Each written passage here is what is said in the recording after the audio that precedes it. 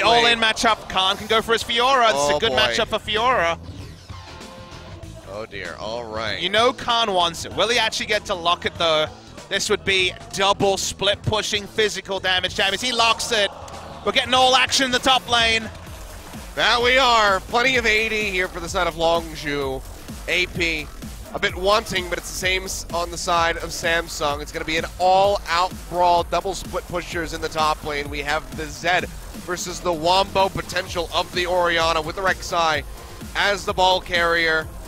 Prey yet again on his Jhin. Good lord, this is one of the spiciest drafts that I've seen in a very long time. You know what the fun thing is? This is the sort of game that snowballs out of control one way or the other. We will not be getting 55-minute base defenses in this particular game. This is the sort of game that will have fire upon fire in the mid game. Feels like whichever team opens up a gold lead, 3,000 to 5,000 in the early game, will have so many tools because Zed and Fiora can both take out the Camille coming through from Samsung. Ambition's going to have to go for another excellent early path to get one of these lanes ahead.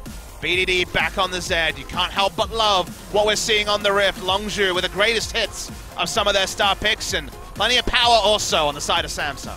We'll see if Ambition can pull off those repeat ganks yet again down towards that bottom side of the map. Going to be harder now that he's over onto the blue side, but so much on the line for this. At around level 12, it's like 60 damage extra on the Trinity Forces. Yep, these are going to be some flashy top lane battles, Kilios. I just love the audience in the background every time. One of the every vital spot. Yeah. Ooh, and then the riposte. All right. Well, speaking that's your dash down. Knockup comes through from Ambition, flashing in for this one. QV there to cut him off. Khan tries to get out to the side, but first QV hurts a lot. Remember, Khan was kind of the one who was going to have lane priority. Yeah, stun comes through, Vital comes down, and Khan taking a lot of damage. Tactical sweep finds him, Cube flashes in, kills him yet again. The solo this time around, 2-0 on the board. And that was where Khan was supposed to have priority. Achilles now certainly doesn't have priority after the solo kill. Orianna will push in the Zed. Not much threat on Zed. His Cuz spotted though. BDD dashing forward, Cocoon connects in onto Crown, Ignite ticking, he'll go down as BDD finds the kill. Cuz comes back in.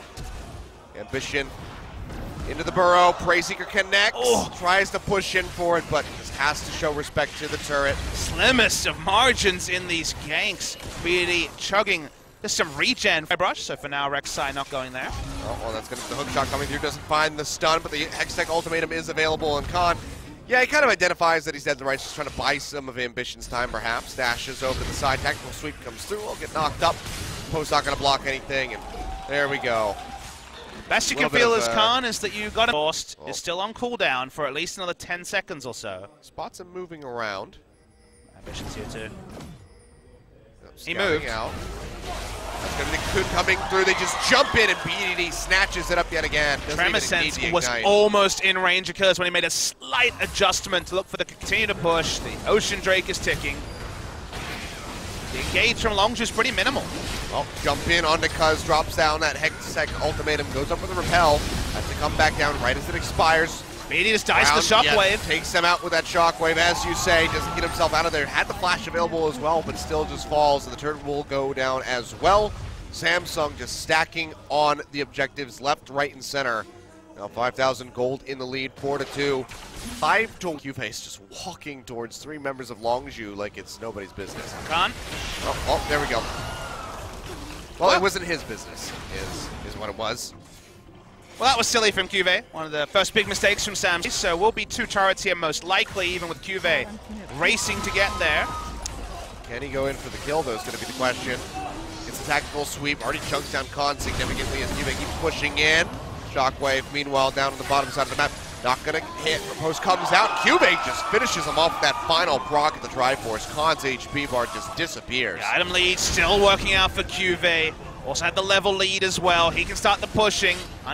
A very foolish allocation of the squad, but in the meantime, QV, he's just going to walk down to mid. Says, top lane be damned. They'll just go kill your ADC. Way too late from Gorilla with the Abyssal Voyage, and now he's going to be in trouble. QV, just a one-man army going inside the base looking for the kill. Won't quite find it.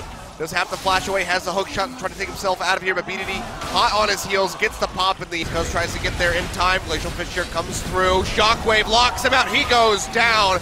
And let's Prey could take it away, which will not happen.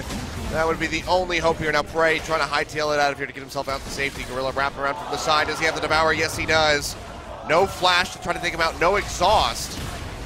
Gorilla just gonna have to give his own life to break and escape, but even that's not gonna happen. They lock him down, and Scumbag Ambition gonna take the kill away from Ruler, who had the ace in the hole, ready to go.